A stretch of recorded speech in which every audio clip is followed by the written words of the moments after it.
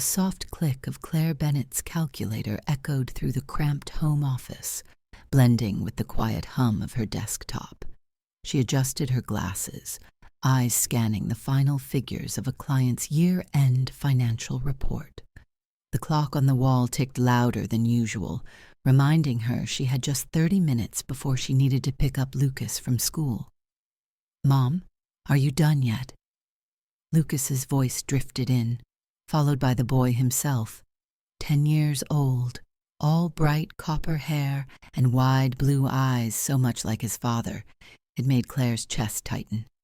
She offered him a tired smile, cradling her half-cold coffee. "Almost, sweetheart. Homework done?" Lucas grinned, waving his math worksheet like a victory flag.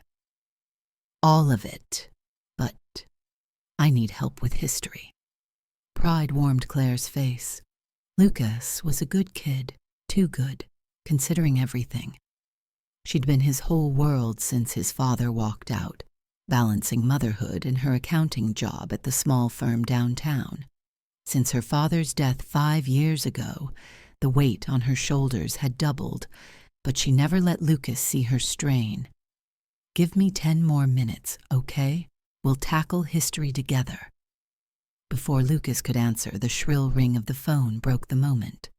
Claire sighed, already knowing who it was. "Hi, Mom." Patricia's sharp tone sliced through the receiver. "Claire, we need to discuss tomorrow night. Melissa's bringing her fiancé to dinner. You'll be there, won't you?" Claire stiffened. Of course. Melissa, the golden child, always beautiful, always perfect, their mother's pride. Claire was the practical one, the dull one, good for taxes, never for attention. "Yes, Mom, I'll bring Lucas." Patricia sighed heavily, the sound dripping with thinly veiled disapproval. "Fine, but make sure he behaves. I don't want Melissa's night ruined." Claire bit back, the sharp retort rising in her throat.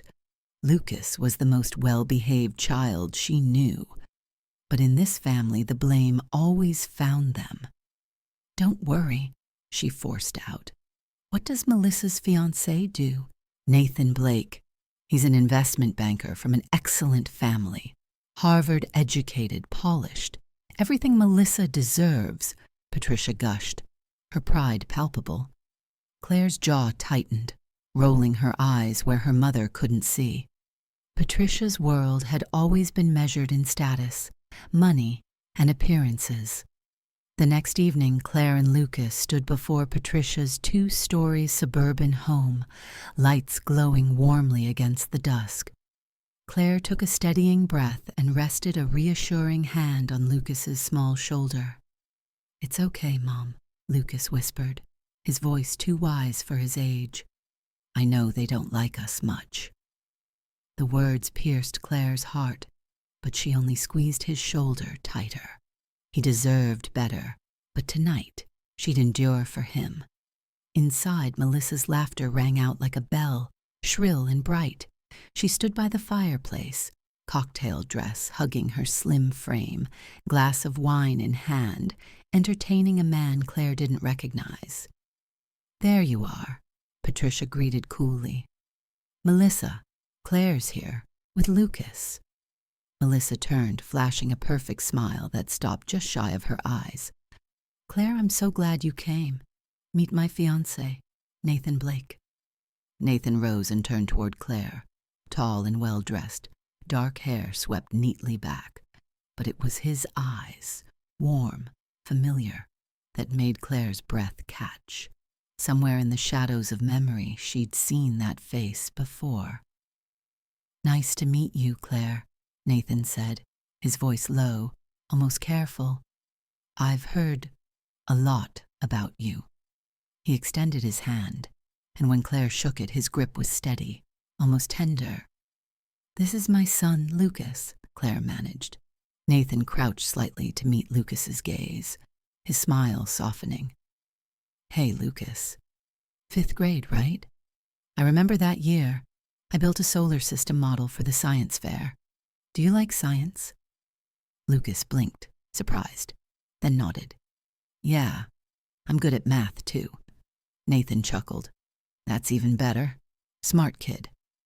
Claire stood silent, heart racing, watching the scene unfold.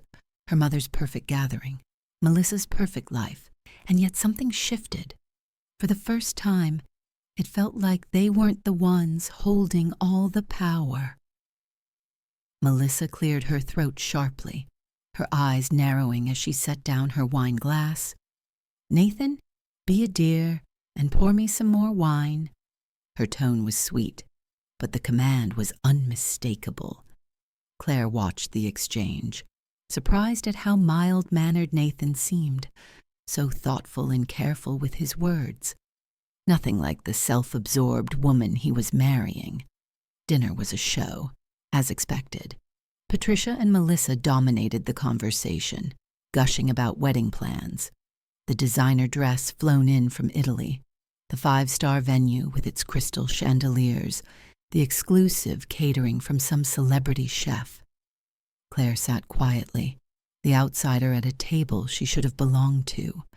Not once did they ask her opinion. Then Melissa turned, her lips curving into a smile that didn't reach her eyes. Claire, you don't have to worry about the bridesmaids' dresses, since you're not one of them. Claire blinked, stunned.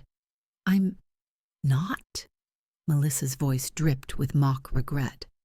I'm sorry, but we haven't exactly been close, have we? And with you being so busy, a single mom and all. Patricia nodded in approval.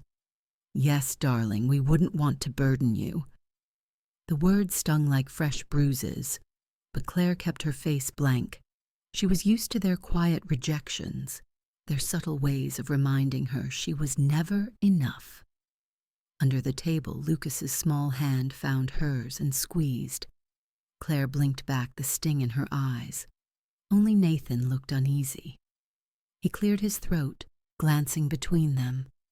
But isn't family important? I mean, Claire and Lucas should be part of this day, too. Melissa's head whipped toward him, startled. Of course, they're invited, but the bridal party's already set with close friends. Nathan glanced at Claire then. Off Claire, a small, apologetic smile. She returned it, grateful for the first sign of kindness that night. After dinner, Claire found herself in the kitchen, her usual post, washing dishes while the others drank wine.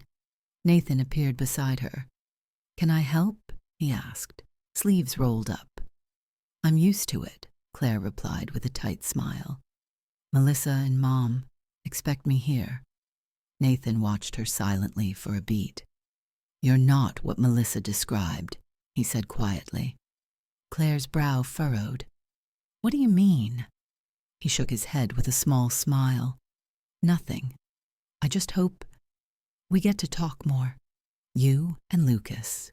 Claire nodded, watching him leave, a strange unease settling in her chest.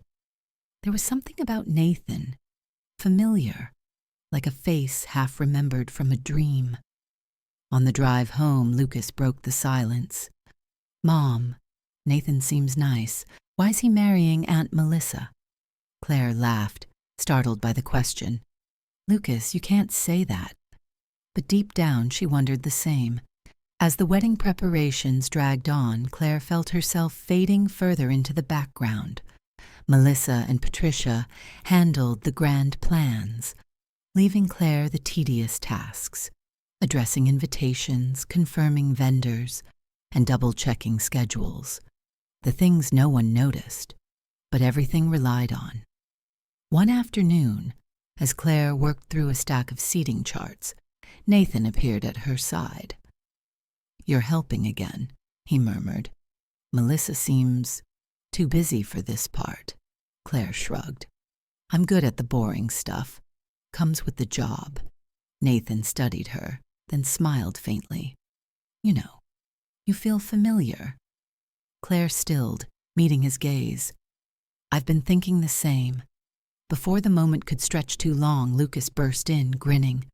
Mom, Nathan, I've finished my project. Nathan's face lit up. What's it on? The Roman Empire, Lucas said proudly.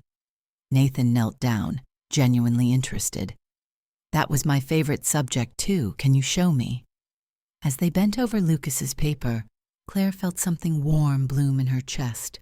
Nathan wasn't like the others. He saw Lucas.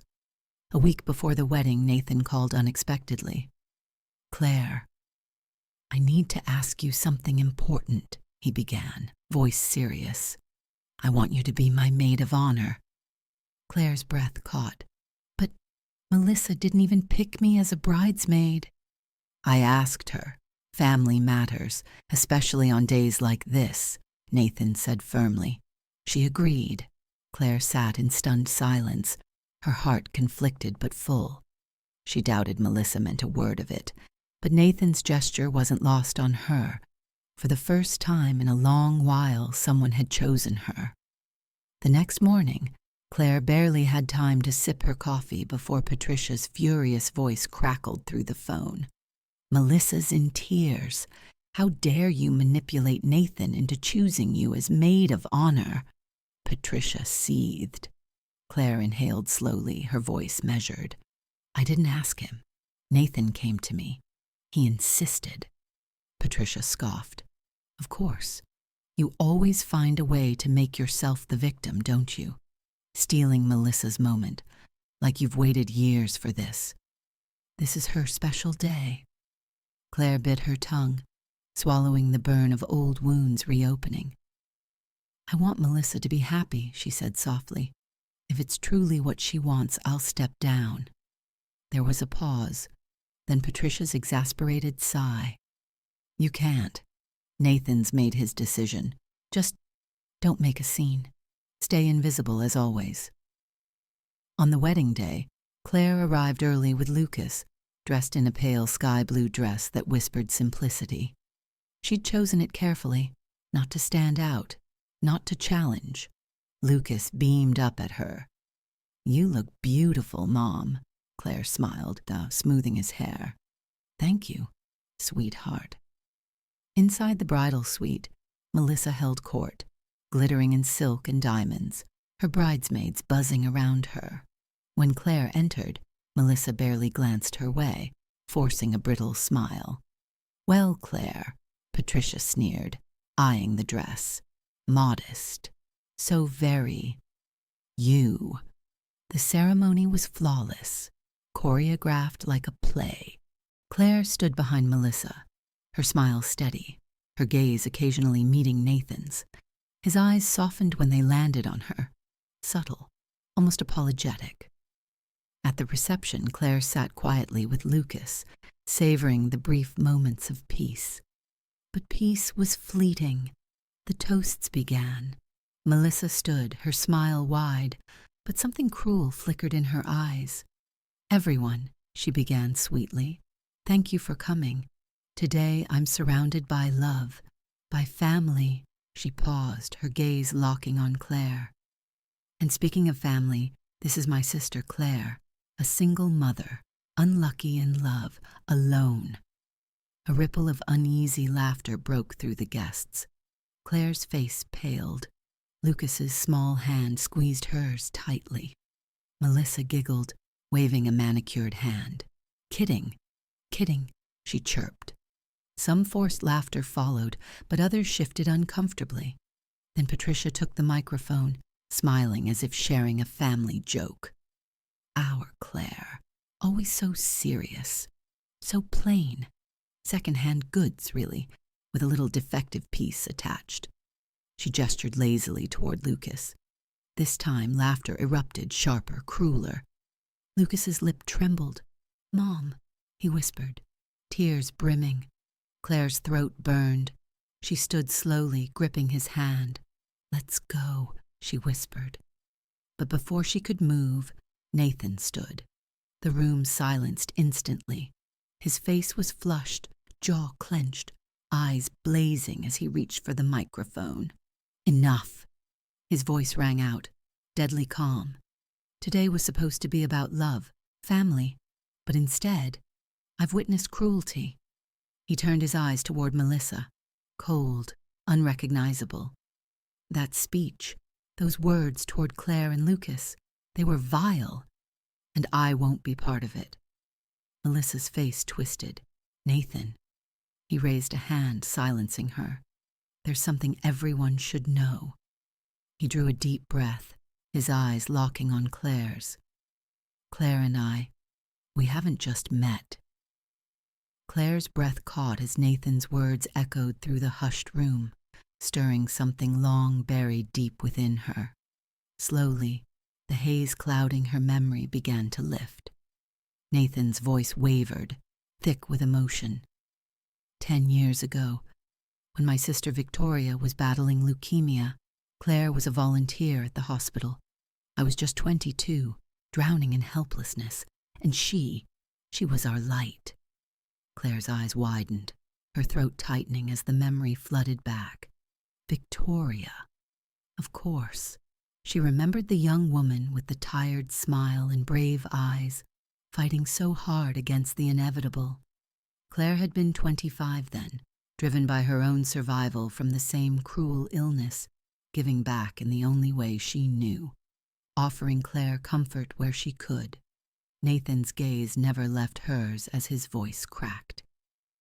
Through Victoria's final months, Claire was there, not just for her, but for us. She sat with us, listened, and carried the weight no one else would. After Victoria passed, I was lost. It took years to breathe again. Claire blinked back tears, swallowing the lump in her throat. Victoria's face, so vivid now, flashed in her mind, the gratitude in her eyes, the way she'd held on to life just a little longer because someone cared. Nathan steadied himself, his tone harder now. 3 years ago, I met Melissa at a party. I was drawn to her brightness, her confidence. It wasn't until much later that I learned she was your sister, Claire. He turned toward Melissa, disappointment carved deep into his expression. But the Claire she described was a stranger. Cruel stories soaked in bitterness and jealousy. I wanted to believe it was just sisterly rivalry. Melissa's face twisted with fury. Patricia had sunk into a chair, pale and silent. Nathan took a breath and continued, his words deliberate. After our engagement, I saw glimpses of their true nature. But what truly broke me was the day I recognized Lucas. Lucas blinked, startled. Nathan looked at him with a soft smile. You were just a little boy then, visiting the hospital. You'd make drawings for patients. Victoria cherished every one of those crayon sketches you gave her. She said your smile made her forget she was dying. Lucas gasped, his eyes shining with recognition. I remember. I drew a picture of the sun and clouds for the nice lady with the scarf. Nathan smiled through the pain. That's right. Victoria kept it by her bedside until the end. His voice grew firmer as he turned back to the crowd. Today, Melissa, Patricia, you both showed me exactly who you are. There's no love here, no kindness, no family. Gasps rippled as Nathan slipped the wedding ring from his finger. This farce ends now. There will be no wedding. I won't marry into cruelty. His words hung heavy, cutting through the air like a blade. Melissa's scream shattered the silence. Nathan, you can't. This is a joke, right? You're humiliating me. Nathan's jaw tightened. No, Melissa.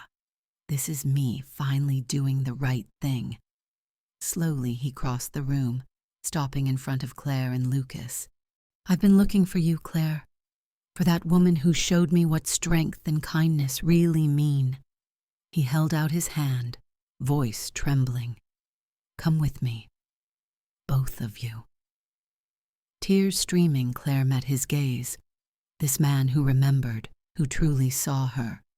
With a shaky breath, she reached out, placing her hand in his. Lucas stood, slipping his small hand into Nathan's other. Patricia shrieked, Do you know what this wedding cost us? Nathan turned, his voice steady and cold. Send the bill to my office. I'll handle it. Without another glance, he led Claire and Lucas from the stunned room.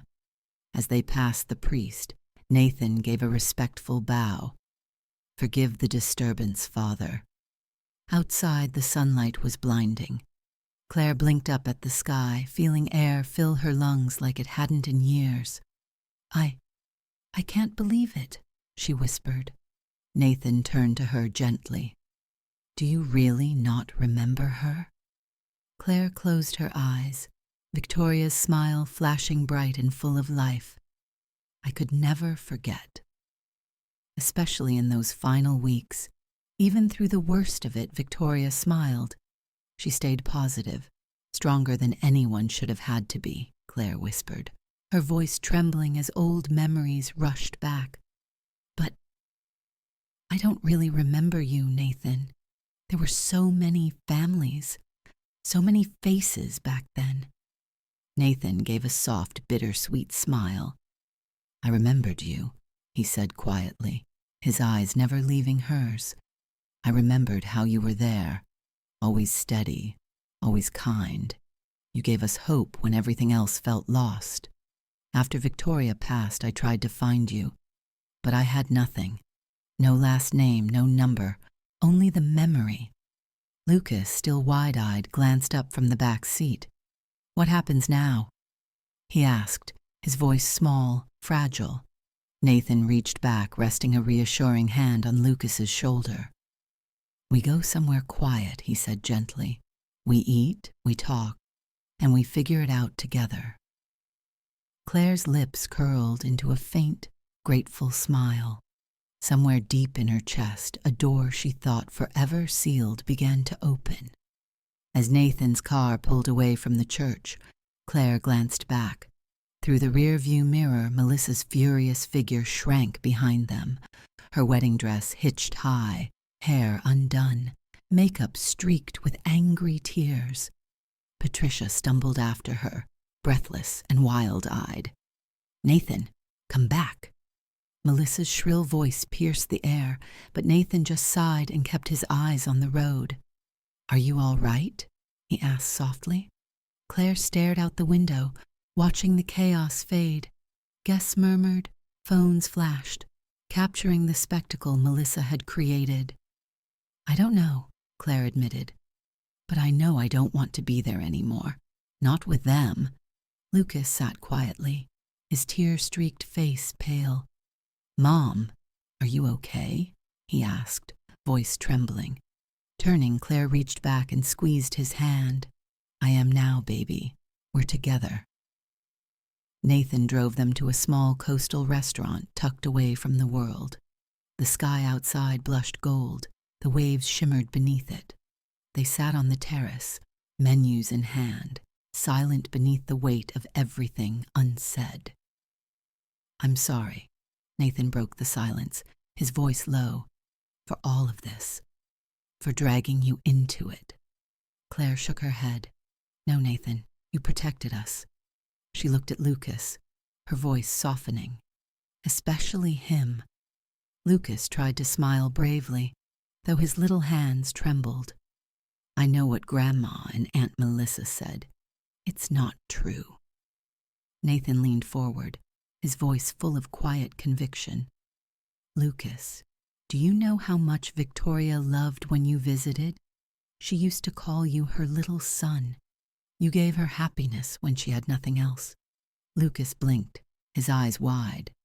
"Really?" Nathan nodded, smiling. "She kept every drawing you made. You were her sunshine." Claire's throat tightened. "It's true. Victoria lit up every time you walked in." Their food arrived, but it wasn't the meal that comforted Claire. It was the unfamiliar sense of peace, the safety she hadn't felt in years. Nathan was steady, grounded, and for the first time she felt it was safe to breathe. "Nathan, why?" she finally asked, voice hesitant. "Why did you get engaged to Melissa? Did you love her?" Nathan stared at his glass, his brow furrowed. "At first, I thought I did," he admitted. "After losing Victoria, my world was dark. Melissa was light, loud, full of life.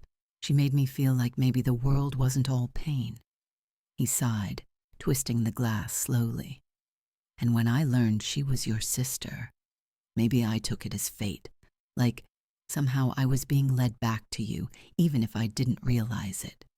His rueful smile faded, but Melissa's brightness was only surface deep. There was no compassion, especially not for you or Lucas. And that's when I knew I was chasing a ghost, and you were the one I was really looking for all along. Yet you still plan to marry her? Claire asked softly, her gaze steady. Nathan gave a sheepish shrug, a hint of guilt flickering in his eyes. I wanted to believe people could change, that maybe if I stayed long enough I'd see the good in her. And honestly, once I made the decision, it felt impossible to back out. Everyone had expectations, and I didn't know how to walk away. He hesitated, then lifted his eyes to meet Claire's. But today, when I saw the way they treated you and Lucas, I couldn't ignore it anymore. Pretending wasn't an option. I had to follow what I felt was right. His phone buzzed on the table, Melissa's name flashing across the screen. Nathan sighed, ignoring it, but the call came again, relentless. Claire gave him a small nod. You should answer. Finish it. With a resigned breath, Nathan picked up. Melissa's voice exploded from the speaker, her shrill accusations filling the air. Claire and Lucas tried to focus on their plates, but Melissa's rage was impossible to ignore. Nathan stayed calm, his face growing more exhausted with every word. Finally, his voice sharpened. Melissa, I've made my decision. From here on, speak to my lawyer. Don't call me again tonight. He hung up, the table falling into silence. Sorry, he muttered. Claire shook her head. Don't be. None of this is your fault. It's messy, complicated. Lucas looked up, blinking curiously. Where are we now? He asked innocently. Claire and Nathan both smiled, his simple question cutting through the tension. Nathan considered for a moment. Maybe. Right at the beginning of something new. After dinner, Nathan drove them home. When the car stopped in front of Claire's apartment, he climbed out, walking her to the door beneath the silver glow of the moon. Thank you, Claire whispered, her voice soft but sincere, for everything today. The moonlight caught her hair, casting it in silver strands. Nathan smiled, his eyes steady. Thank you too. Can I see you again tomorrow? All three of us? Claire felt the corners of her lips tug upward. Yes, I'd like that. Mom, Lucas's voice broke in, peeking out from the doorway. Nathan promised to tell me more about Victoria. Nathan laughed, his tone light for the first time all evening. That's a promise, Lucas. Tomorrow. Claire stood there watching as Nathan walked back to his car. He glanced over his shoulder one last time and smiled. Warmth bloomed in her chest, steady and unfamiliar. Inside, the answering machine blinked red. She hit play, Patricia's furious voice filling the room. Claire, how could you? Melissa's devastated. You manipulated Nathan, didn't you? Claire sighed, deleting the messages one by one. Lucas, go take your bath. You've got school tomorrow, she called. Lucas tugged at her sleeve. Mom, do you like Nathan? His question was so innocent, so earnest, it made her pause. I don't know him well yet, sweetheart, Claire admitted. But he seems like a good man. I like him, Lucas said firmly. He's Victoria's brother, and he protected us. He watched you smile. Claire blinked back sudden tears, gently ruffling his hair. You're far too observant, you know that? That night, after Lucas was tucked into bed, Claire found herself standing by the window, staring out at the quiet city lights. A tangle of emotions swirled in her chest. Grief, hope, something she couldn't yet name. Her phone buzzed with a message. "Did you get home safe? Is Lucas okay?" Claire smiled, fingers moving across the screen. "We're home. We're fine. Thank you." The reply came instantly. "I'm glad. Good night, Claire. Coffee tomorrow, after you drop Lucas off?" Her heart skipped. "I'd like that. Good night, Nathan." She pressed the phone to her chest, exhaling deeply. The chaos of the wedding, the unraveling of a family, and the most unexpected reunion, all of it felt like the end of something. But now, for the first time, it also felt like the start of something new. A year later, beneath the golden blaze of autumn leaves, Claire hung the sign for her new accounting office. Bennett Accounting Group, gleaming proudly in the morning sun. Her small firm, built with Nathan's encouragement and unwaved Claire's support, had already gained a solid reputation in the community. "Mom, hurry up," Lucas's voice called from the sidewalk, laughter lacing his words. And for the first time, Claire smiled, truly, deeply, knowing she had finally stepped into her own light. "We're going to be late for school," Lucas's voice rang out, full of energy, as he bounded toward the door. At 11, he was nearly as tall as Claire's shoulder now, his once shy smile replaced by the confident grin of a boy growing into himself. Captain of his soccer team, well liked by his classmates, Lucas radiated the kind of quiet strength Claire had always hoped he'd find. "I'm coming," Claire called after him, her lips curving into a smile. She caught her reflection briefly in the hallway mirror, shoulder-length hair shining once more, eyes brighter, shoulders lighter. Life had changed, and it showed. "I'll drive him," Nathan's familiar voice added, his head poking out from the entrance of their home, the house they now shared, the three of them, since last Christmas. No ring yet, no official title, but the bond between them had deepened into something undeniable. "Don't you have an important meeting today?" Claire asked, concern flickering across her face. Nathan shrugged easily. "Being 30 minutes late won't kill me. Today's Lucas's important day." Before heading to school, they made a quiet detour, one they had come to cherish. At the small city cemetery, Nathan placed fresh flowers at Victoria's grave. Together they bowed their heads, the morning sun casting long shadows over the grass. "I kept my promise, sis," Nathan whispered, his voice thick with emotion. Claire reached out, lacing her fingers with his. Lucas stepped forward, gently placing a small stone on the headstone, a ritual he and Victoria had once shared. "I still feel like she's watching us," Lucas murmured, his gaze steady. Claire rested her head on Nathan's shoulder, wisp Claire's silently into the cold air. "Thank you, Victoria." Elsewhere, the world Melissa had built was crumbling. In a high-rise she could no longer afford, Melissa packed the last of her designer dresses into worn-out suitcases. The scandal of the wedding had stripped away everything, her status, her friends, even the hollow admiration she once thrived on. Patricia hadn't fared much better. Isolated and bitter, her attempts to sue had backfired spectacularly. Despite Nathan cov Claireg every wedding expense, she became a pariah, left alone, with only regret. Occasionally, Patricia tried calling Claire, her voice brittle with forced affection, but Claire never wavered, her responses polite, distant, and final. Slowly, both mother and daughter began to understand that some bridges, once burned, could never be rebuilt. That Christmas Eve, a soft fire crackled in the hearth of Claire and Nathan's home. Lucas, exhausted from the day, was fast asleep, dreaming of snow and gifts. Nathan sat quietly beside Claire. The golden glow of the flames flicked Claireg in his eyes. "There's something I want to give you," he said, his voice low. He reached into his pocket and pulled out a small velvet box, his hand slightly trembling. Claire turned, surprised, as he opened it to reveal a delicate emerald ring that shimmered like new beginnings.